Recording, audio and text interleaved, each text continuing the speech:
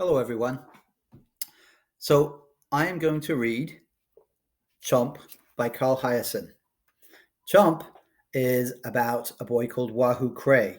And when his dad, who's a professional animal wrangler, that's somebody who keeps animals and uses them for movies and things like that, takes a job with a reality TV survival show, Wahoo figures he'll have to do a bit of wrangling himself to keep his father from killing the show's inept and egotistical star. But the job keeps getting more complicated, and it isn't just the animals who are ready to chomp.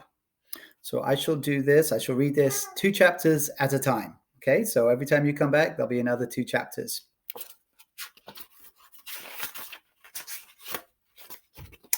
Chapter 1. Mickey Cray had been out of work ever since a dead iguana fell from a palm tree and hit him on the head. The iguana, which had died during a hard freeze, was stiff as a board and weighed 7.5 pounds. Mickey's son had measured the lifeless lizard on a fishing scale, then packed it on ice with the turtle veggies in the cooler behind the garage. This was after the ambulance had hauled Mickey off to the hospital, where the doctor said he had a serious concussion and ordered him to take it easy. And to everyone's surprise, Mickey did take it easy. That's because the injury left him with double vision and terrible headaches. He lost his appetite and dropped 19 pounds and lay around on the couch all day watching nature programs on television. "I'll never be the same," he told his son. "Knock it off, Pop," said Wahoo, Mickey's boy. Mickey had named him after Wahoo McDaniel, a professional wrestler who had once played linebacker for the Dolphins. Mickey's son often wished he'd been called Mickey Jr. or Joe or even Rupert, anything but Wahoo, which was also a species of saltwater fish. It was a name that was hard to live up to. People naturally expected someone called Wahoo to act loud and crazy, but that wasn't Wahoo's style. Apparently nothing could be done about the name until he was all grown up, at which point he intended to go to Cutler Ridge Courthouse and tell a judge he wanted to be called something normal. "Pop, you're going to be okay," Wahoo would tell his father every morning. "Just hang in there."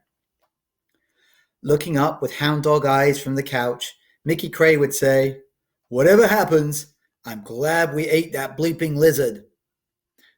On the day his dad had come home from the hospital, Wahoo had defrosted the dead iguana and made a peppercorn stew, which his mom had wisely refused to touch. Mickey had insisted that eating the critter that had dented his skull would be a spiritual remedy. Big medicine, he'd predicted. But the iguana had tasted awful, and Mickey Cray's headaches only got worse. Wahoo's mother was so concerned that she wanted Mickey to see a brain specialist in Miami, but Mickey had refused to go. Meanwhile, people kept calling up with new jobs, and Wahoo was forced to send them to other wranglers. His father was in no condition to work. After school, Wahoo would feed the animals and clean out the pens and cages. The backyard was literally a zoo. Gators, snakes, parrots, minor birds, rats, mice, monkeys, raccoons, tortoises, even a bald eagle, which Mickey had raised from a fledgling after its mother was killed. "Treat them like royalty," Mickey would instruct Wahoo, because the animals were quite valuable. Without them, Mickey would be unemployed. It disturbed Wahoo to see his father so ill, because Mickey was the toughest guy he'd ever known. One morning, with summer approaching, Wahoo's mother took him aside and told him that the family's savings account was almost drained. "I'm going to China," she said. Wahoo nodded like it was no big deal. "For 2 months," she said. "That's a long time," said Wahoo. "Sorry, big guy, but we really need the money." Wahoo's mother taught Mandarin Chinese, an extremely difficult language. Big American companies that had offices in China would hire Mrs. Cray to tutor their top executives, but usually these companies flew their employees to South Florida for Mrs. Cray's lessons. "This time they want me to go to Shanghai," she explained to her son. "They have like 50 people over there who learn Mandarin from some cheap audio tape. The other day, one of the big shots was trying to say 'nice shoes,' and he accidentally told a government minister that his face looked like a butt wart. Not good." "Did you tell Pop you're going?" "That's next." Wahoo slipped outside to clean Alice's pond. Alice, the gator, was one of Mickey Cray's stars.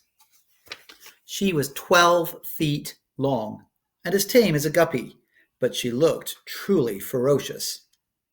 Over the years, Alice had appeared often in front of a camera. Her credits included 9 feature films, 2 National Geographic documentaries, a 3-part Disney special about the Everglades, and a TV commercial for a fancy French skin lotion. She lay sunning on the mud bank while Wahoo skimmed the dead leaves and sticks from the water. Her eyes were closed, but Wahoo knew she was listening. "Hungry, girl?" he asked. The gator's mouth opened wide, the inside as white as spun cotton. Some of her teeth were snaggled and chipped. The tips were green from pond algae. "You forgot to floss," Wahoo said. Alice hissed. He went to get her some food. When she heard the squeaking of the wheelbarrow, she cracked her eyelids and turned her huge armored head. Wahoo tossed a whole plucked chicken into the alligator's gaping jaws. The sound of her crunching on the thawed bird obscured the voices coming from the house. Wahoo's mother and father discussing the China trip. Wahoo fed Alice 2 more dead chickens, locked the gate to the pond, and took a walk. When he returned, his father was upright on the sofa, and his mother was in the kitchen fixing bologna sandwiches for lunch. "You believe this?" Mickey said to Wahoo. "She's bugging out on us. Pop, we're broke." Mickey's shoulders slumped. "Not that broke." "You want the animals to starve?" Wahoo asked. They ate their sandwiches, barely speaking a word. When they were done, Mrs. Cray stood up and said, "I'm going to miss you guys. I wish I didn't have to go." Then she went into the bedroom and shut the door. Mickey seemed dazed. "I used to like iguanas." "We'll be okay." "My head hurts." "Take your medicine," said Wahoo. "I threw it away." "What?" "Those yellow pills. They made me constipated." Wahoo shook his head. "Unbelievable. Seriously, I haven't had a satisfactory bowel movement since Easter." "Thanks for sharing," said Wahoo. He started loading the dishwasher, trying to keep his mind off the fact that his mom was about to fly away to the other side of the world. Mickey got up and apologized to his son. "I'm just being selfish. I don't want her to go." "Me neither." The following Sunday, they all rose before dawn. Wahoo lugged his mother's suitcases to the waiting taxi. She had tears in her eyes when she kissed him goodbye. "Take care of your dad," she said. Then to Mickey, she whispered, "I want you to get better, and that's an order, mister." Watching the cab speed away, Wahoo's father looked forlorn. "It's like she's leaving us twice," he remarked. "What are you talking about, Pop?" "I'm seeing double, remember? There she goes. And there she goes again." Wahoo was in no mood for that. "You want eggs for breakfast?" Afterward, he went out into the backyard to deal with a troublesome howler monkey named Jocko, who picked the lock on his cage and was now leaping around and pestering the parrots and the macaws. Wahoo had to be careful because Jocko was mean. He used a tangerine to lure the surly primate back into his cage, but Jocko still managed to sink a dirty fang into one of Wahoo's hands. "I told you to wear the canvas gloves," scolded Mickey when Wahoo was standing at the sink cleaning the wound. "You don't wear gloves," Wahoo pointed out. "Yeah, but I don't get chomped like you do." That was hogwash. Mickey got chomped all the time. It was an occupational hazard. His hands were so scarred that they looked like fake rubber Halloween props. The phone rang, and Wahoo picked it up. His father weaved back to the couch and flipped through the TV stations until he found the Rainforest channel. "Who was it that called?" he asked when Wahoo came out of the kitchen. "It was another job, Pop." "You sent them to Stiggy?" Jimmy Stigmore was an animal wrangler who had a ranch up in West Davie. Mickey Cray wasn't crazy about Stiggy. "No, I didn't," Wahoo said. His father frowned. "Then who'd you send him to?" "Not Dander." Donnie Dander had lost his wildlife importing license after he got caught smuggling 38 rare tree frogs from South America. The frogs had been cleverly hidden in his underwear. but the adventure ended in an embarrassment at the Miami airport when a customs officer noticed that Donnie's pants were cheaping. Wahoo said, I didn't send him to Danda either. I didn't send them to anyone. Okay, now you lost me, said Mickey Cray. I said we'd take the job. I said we would start next week. Are you crazy, boy? Look at me. I can't see straight. I can hardly walk. My skull's about to split open like a rotten pumpkin. Pop! What? I said we, Wahoo reminded him. You and I together. But what about school? Friday's the last day. Then I'm done for the summer. Already? Wahoo's dad didn't keep up with Wahoo's academic schedule as closely as his mother did. So who called about the job? Wahoo told him the name of the TV show. Oh, not him, Mickey Cray snorted. I'd heard stories about that jerk. Well, how does $1,000 sound? Wahoo asked. Oh, pretty darn sweet. That's 1,000 a day. Wahoo let that sink in. If you want, I'll call them back and give them Stiggy's number. Don't be a knucklehead. Wahoo's father rose off the sofa and gave him a hug. You did good, son. We'll make this work. Absolutely, said Wahoo, trying to sound confident. Chapter 2.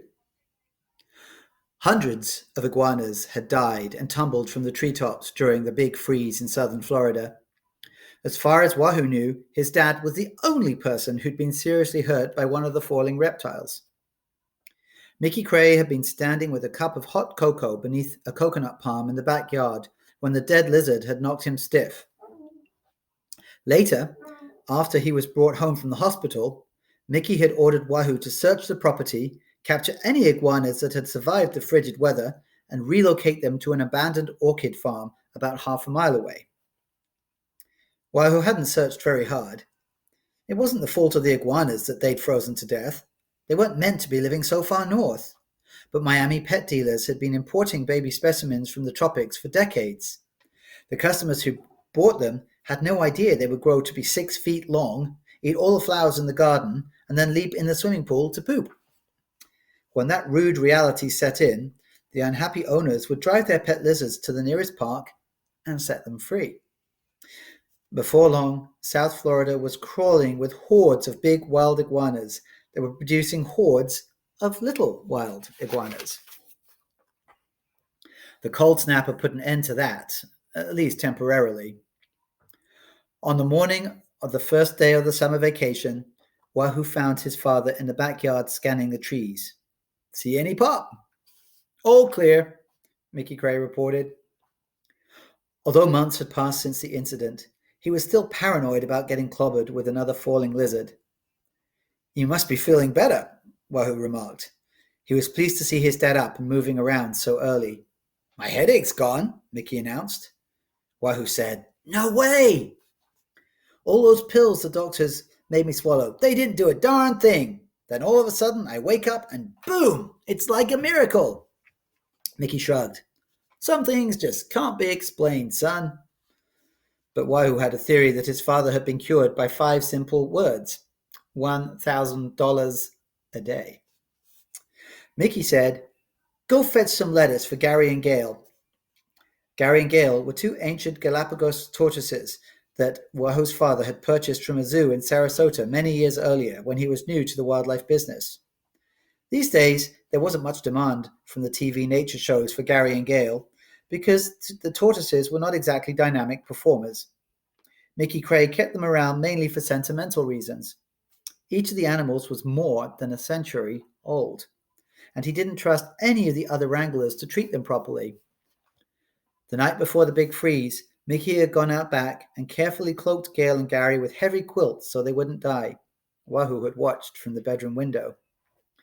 I don't suppose he's interested in those 2, Mickey muttered, while the tortoises munched loudly on their lettuce.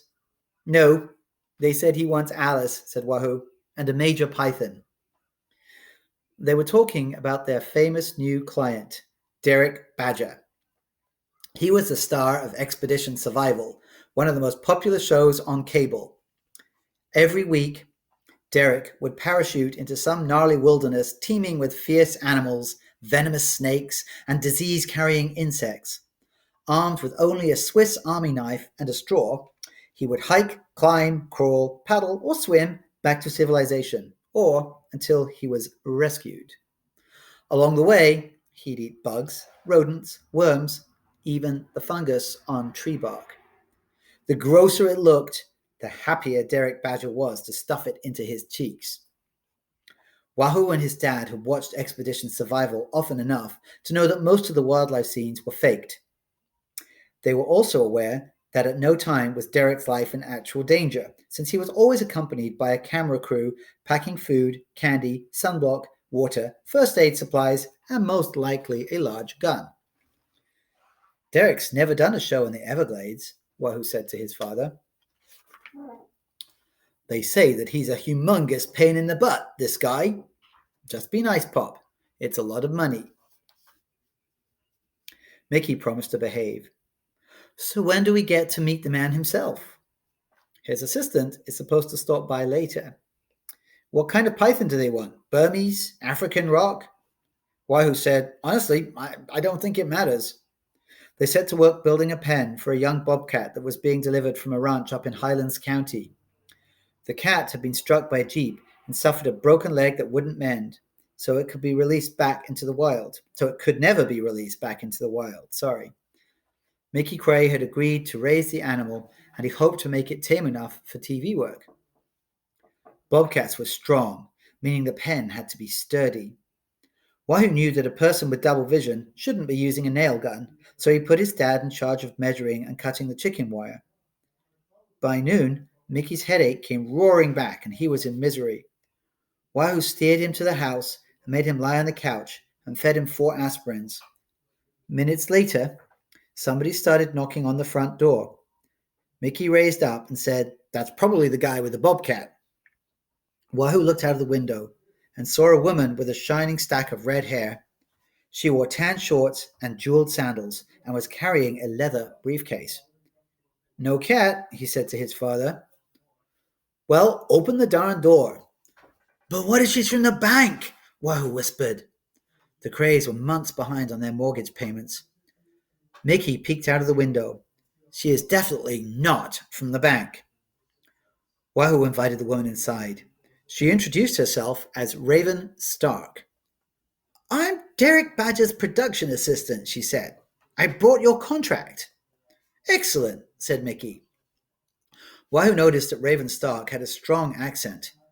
He tried not to stare at her hairdo, which looked like a sculpture made of red chrome. She said, May I take a look around?" "Nope," said Wahoo's father. Raven Stark seemed surprised. "First, you've got to sign a release form," Mickey said. "And I don't want to get sued if you fall in the gator pond and get bit." She laughed. "I've been doing this a long time, Mr. Cray. You sign the release form, and my son will be happy to give you the grand tour." A few years earlier, Mickey Cray had invited Wahoo's elementary school class to come and see his wild animals. A boy named Tingley had ignored Wahoo's warnings and reached into one of the cages to tug the tail of a grumpy raccoon, which had spun around and clawed the kid's arm so badly that it looked like a road map of Hialeah. Mickey paid for Tingley's doctor's bills, though not before telling his parents that their boy was as dumb as a box of rocks. Ever since then, Mickey's insurance company had insisted that everyone who came on the property had to fill out a legal form saying it wasn't Mickey's fault if they got hurt. While Raven Stark signed the release, Mickey signed the contract from Expedition Survival. Wahoo noticed that he scrawled his name crookedly below the line where it was supposed to go, which meant that his eyesight was still jumbled. "How long is the shoot going to take?" Mickey asked. Raven Stark said, "Until we get it right." Wahoo's dad looked pleased. "So, it's $1,000 a day, plus location fees and animal rentals." "Correct." She took an envelope from her purse and handed it to him. "Here's $800 as a deposit."